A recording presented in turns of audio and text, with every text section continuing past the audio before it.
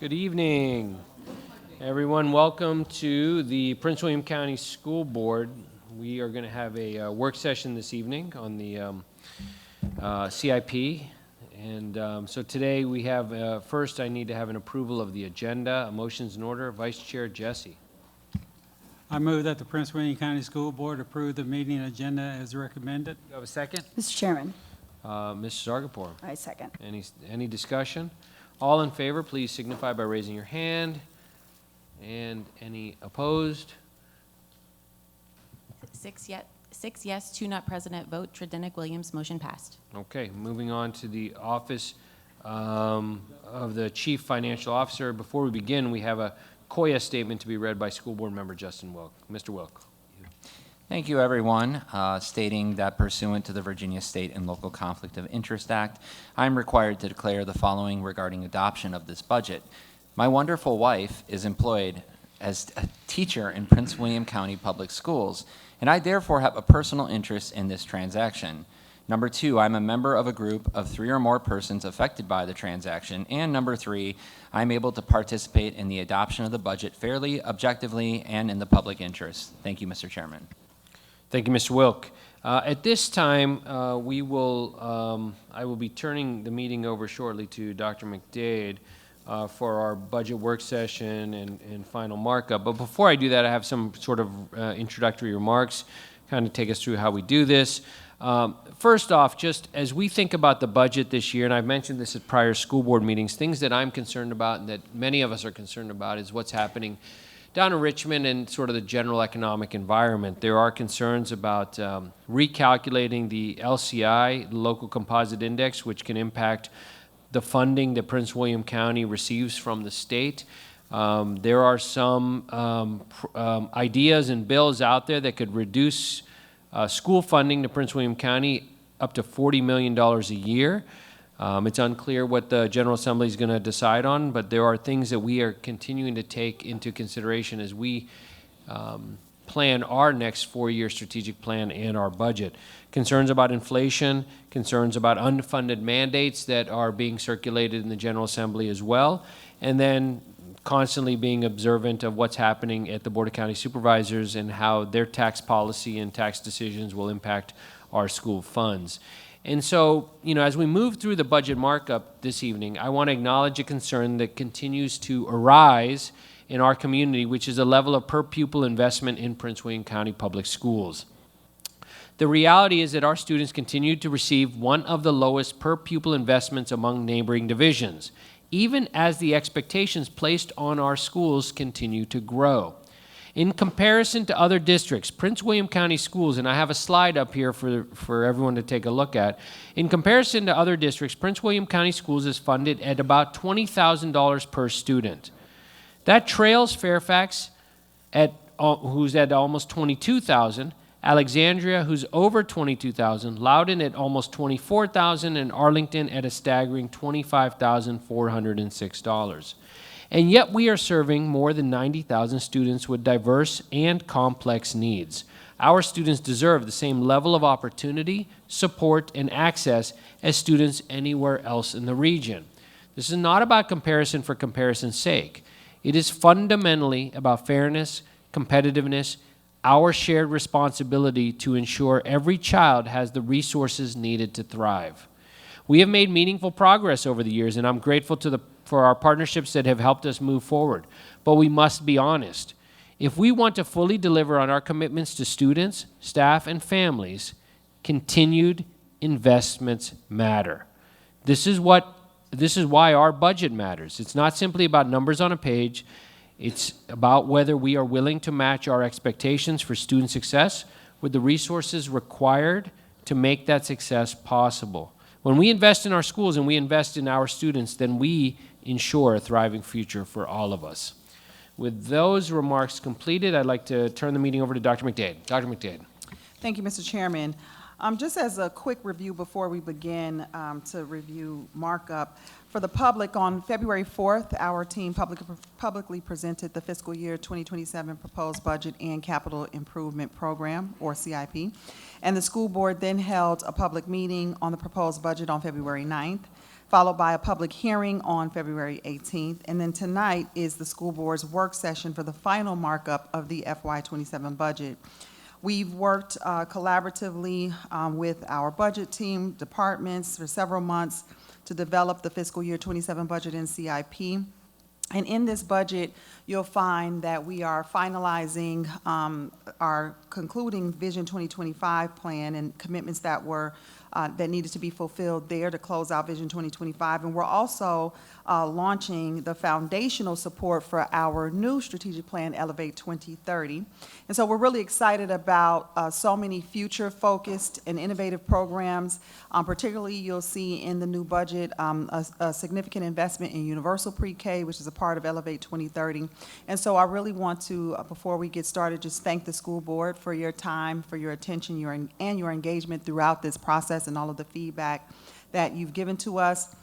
You've reviewed and analyzed the proposed budget and provided critical feedback and suggestions. And so you'll see that the budget doesn't have significant changes, but there are suggestions by the board that will be reflected in the work session tonight. So I just want to thank each of you for being proactive and being involved throughout this process to ensure that there is alignment with our Elevate 2030 strategic plan and our financial resources so that we make good on the commitments that we have made to our students, to our schools, and to our families. So at this time, I would like to turn the presentation over to our Chief Financial Officer, Mr. Shaquille Yusuf. He'll provide an update on the fiscal year 27 budget, including all of the markup items that we'll be reviewing tonight. Mr. Yusuf. Good evening, Dr. Lateef, school board members, and Dr. McDade. Today's presentation provides an update of the FY27 proposed revenue outlook and markup changes under consideration after board input. I'll start with the county revenue. This is a quick timeline of what has happened and what is going to happen. On March 3rd, the Finance and Budget Committee of Prince William County had a discussion on increasing the computer and peripheral tax for specific non-school uses. Fortunately, that did not come out of that committee as proposed on March 3rd. The committee approved the advertisement of the current rate of 90.906 cents for real property taxes and an increased rate of up to $4.50 for the computer and peripheral taxes. So this is what they have advertised. This doesn't mean that that's where they will end up. On March 10th, 2026, which was yesterday, they had a revenue update, and there was no change from the CXO's proposed budget. April 7, 2026 is when we do the budget recap and school board presentation to the BOCS. On the 14th of April, Prince William County will do their own budget markup, and on April 21st, they go for budget adoption.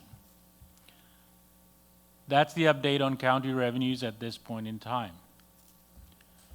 Moving on to the state revenue, on February 26th, the House and Senate approved their budgets with additional K-12 resources.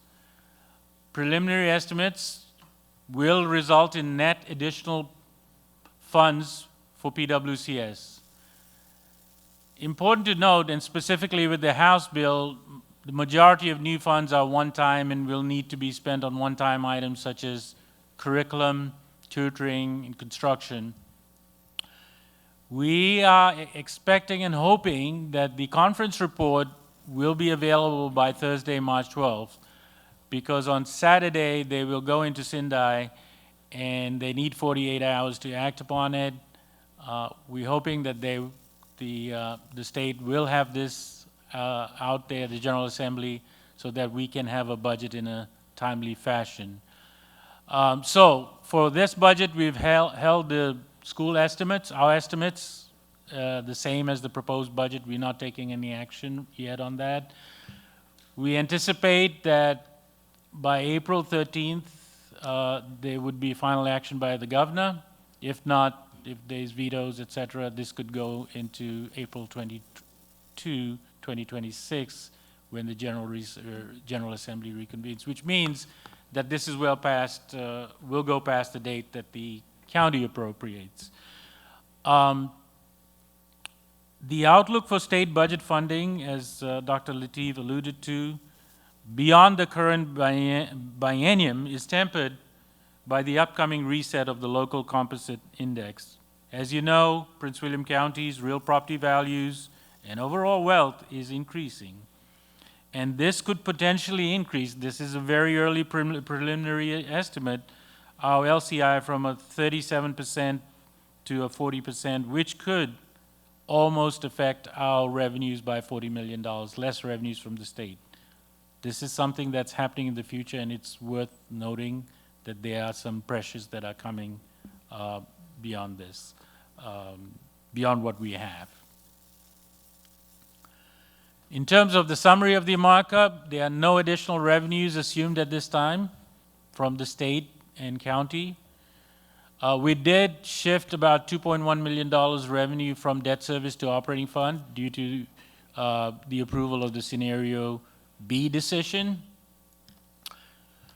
In terms of our expenditures, following staff review and analysis, there's a recommendation for 28 FTEs, totaling $3.42 million to be included in the markup. The other thing I would like to mention is we do recommend an adjustment to the FY 2027-31 CIP. This is a technical adjustment, does not necessarily involve funds or additional funding, but this is to include a pre-K center architectural design. To start that work, we estimate it's going to be about $4 million, so that we are able to also roll out a universal pre-K by 2030. So this is getting more of a design as to what a pre-K center will look at. It's not site-specific at this moment. It's just getting that, since it was not called out in the 2027-31 CIP. And then finally, this is what were the additional investments that we've put in markup. We're adding 10 bus drivers to ensure that there's operational stability and instructional support. We are adding a theater set coordinator to support the internal permit review. We're working on, you've heard from everyone and a lot of our theater folks that the current process with the county doing it could be onerous on us. We're increasing the support for high school athletic trainers with one additional trainer for each high school, and putting us on par with both Loudoun and Fairfax. We're increasing our supplements for girls wrestling, girls flag football, and boys volleyball. We are adding 2 community safety officers to increase our CSO presence at our elementary schools. We're adding 2 on-call teachers for the 2 schools that have students over 1,000, Covington Harper and Haymart Elementary School. So again, our total markup is 28 FTEs at $3,417,413. And that concludes our markup presentation. Mr. Chairman, can you go back, Shaquille? Mr. Chairman, I would like to just add a little bit of detail on a couple of the markup items that Mr. Yusuf shared. For the first one, this is the bus drivers. I just want to note, we did get feedback from at least one board member, multiple as a matter of fact, about the need to support activities, after-school activities for students and having more activity buses. So I did want to add just a final point here that the 10 bus drivers, yes, it will support operational efficiency in transportation, but it also will go a long way in supporting the need to address some of the concerns that board members had about the after-school activity buses.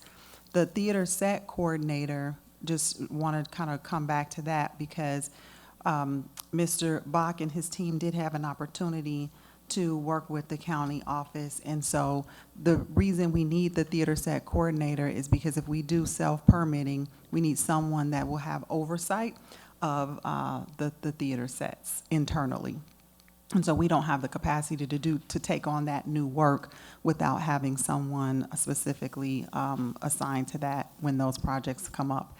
And then the increased support for the high school athletic trainers, this would help bring us on par regionally, which was something that several board members asked about. So those were just a few that I wanted to put a little bit of additional information in. And the last one was also something that was flagged by one of our board members. And so Covington Harper came up in the Potomac district because it's the only elementary school with over 1,000 students. And so once we took a look at that, we looked across the county to see if there were any other schools that had that level of enrollment. And Haymarket in the Brentsville district was the only other school that had 1,000+ students. And so that's why only those two schools are listed here to have the extra FTE for Encore, because they're the only elementary schools with that large population. That makes it challenging to offer the Encore courses. Dr. McDade, just on the quick question on the supplements that allow for wrestling, flag football, boys volleyball. So that's supplements, but will we also be including money in the budget for the schools to buy whatever equipment they need to do those sports? We have additional funding already allocated for athletics centrally, but this add-on was specifically based on the feedback that we received and some conversations that happened at the dais too. Okay. Anything else from you all? Okay, questions? Ms. Tredenick.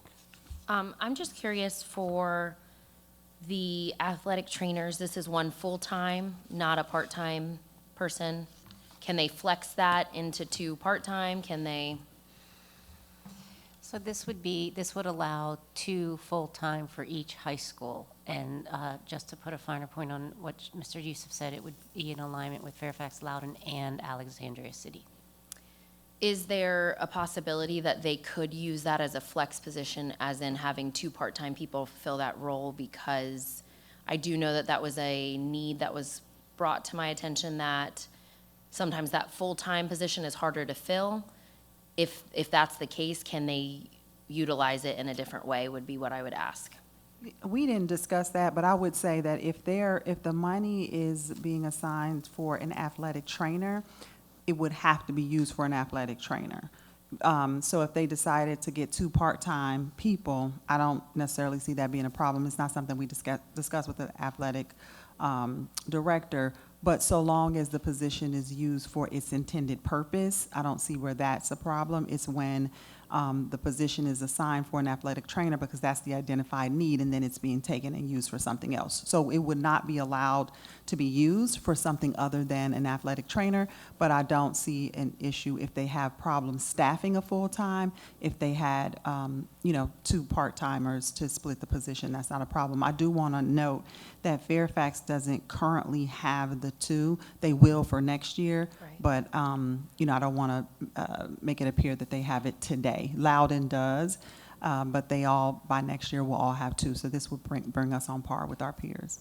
Yeah, and I think that, in hearing that need from them, having those 2 part-time would help meet a need where they can't currently meet it. I think that we know that a lot of positions are hard to fill sometimes, so giving them that option to do a part-time role for some of our people that have retired that still have their certification, that kind of thing that could come back, only for certain things like games and things like that would be a nice thing. So, and then I have one more question about the CSOs. Can you talk a little bit currently, Vern, about how many CSOs we currently have at the elementary level? And this might be a question I ask again. But. Sure. We have currently 18. This would bring us up to 20 with 62 elementary schools that roughly have 3 assigned elementary schools per CSO. So that gives us an additional armed presence at our elementary sites. Thank you. Mm-hmm. Any other questions? Ms. Wall. I had a question. Thank you for this information. It's really good. The question I have, my first question is regarding the supplements, allowing for the wrestling and flag football and volleyball. And my question is, will this funding then allow for a startup this coming fall for each of those programs? That's the plan. When we look at I'm getting the nod from the high school team, so yes. Okay, great. I think we'll have a lot of very happy students. Also, question, you mentioned about the county process being onerous, and I know we were working with the county to try to work on, I'm talking about the theater set coordinator. Assuming that that goes forward and then we take on that responsibility, what other uses could a theater set coordinator do, or is this kind of a full-time position? That's my question. Is Yeah, this like a full-time or a part-time? Happy to address that. It is going to be full-time. We also have a lot of other things in the auditorium that need inspecting, including our sound system, our lights, our fire curtains. There's a whole lot of other additional work that's going to be picked up as part of that. A big focus will be, inspecting the sets, working with students as they're constructing the sets, providing feedback on how to enhance the designs, make them safer, also coordinating back and forth with the county, reviewing designs. It's going to be, that person's going to be pretty busy. Okay, that's great. So maybe, just a suggestion, we call it not set coordinator, but like theater coordinator. I don't know. I mean, because set makes it sound like Sure, it's just that it's set. very But specific. if they're also going to be looking at, and I know this is an issue with some high schools that I know of, like lighting is a problem, it's hot, the wires are bad, things like that, like the stage, the sounds, all of that, the curtains, Yes. all the things you mentioned. Yep, But, maybe it's fine to call it set coordinator. it's good feedback. Yeah. Just a little bit of feedback. Okay, great. No, I appreciate the description of the items added to the budget. Thank you very much. Anybody else? Okay. Say their piece. Okay. So at this time, normally, after we do this, and I think this year has been terrific in the sense that, we did this sort of at the same time we did our strategic plan, so everything aligned, and there's been a lot of discussions about, what we'd like to see in the budget and what we'd like to see moving forward over the next 4 years. So I think that's made this much more efficient of a process, and we appreciate all the hard work that the staff has put into the budget. We come back and vote on the budget next week. Is that correct? Okay. So before we do that, I think at this point, we will come to the board for a vote next Thursday, so I just asked the board, we're not voting, but does anyone have any major opposition, any issues? Because the budget will show up looking very similar to what it looks like now next Thursday. And if you have any issues, please bring them up with the superintendent over the next week to try to iron out and any concerns or differences. But if not, I assume the board will vote for this budget as is next week. Do I have any folks who object to what I'm saying? No? Okay. So that's our quote straw poll, which is not a real vote. But there's, just for note, for the minutes, I see no opposition to the budget as is. So moving on, we do need to get into closed session tonight. So we do have a motion to enter closed session. A motion is in order. Vice Chair Jesse. That pursuant to section 2.2-3711 and 2.2-3712 of the Code of Virginia, the Prince William County School Board enter closed session for the following reasons.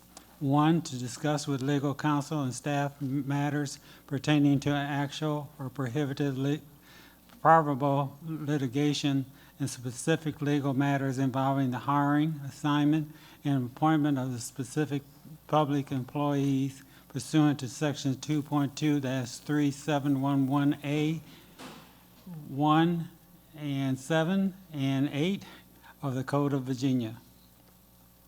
Do you have a second? Second. Any discussion? All in favor, signal by raising your hand. Any opposed?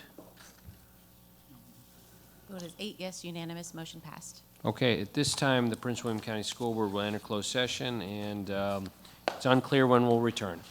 Okay. We have 5. At this time, we are now reconvening in open session. We will have a closed session certification. Motion in order 6.01. Vice Chair Jesse. I move that pursuant to Section 2.2-3712 of the Code of Virginia, the closed session of the Prince William County School Board meeting of March 11th, 2026 be certified by adopting the following resolution. Now therefore be it resolved that the Prince William County School Board hereby certifies that, to the best of each member's knowledge, one, only the public business matter lawfully exempted from open meeting requirements were discussed in the closed meeting to which this certification resolution applies, and two, only such public business matters as were identified in the motion convening the closed meeting were heard and discussed or considered by the school board. Do you have a second? Mr. Chairman. Mr. Chairman. Ms. Zargarpur, Second. any discussion? Please vote. All in favor, signify by raising your hand. Any opposed? Vote is 7 yes, 1 not present at vote. Wilk, motion passed. At this time, the school board meeting will be adjourned.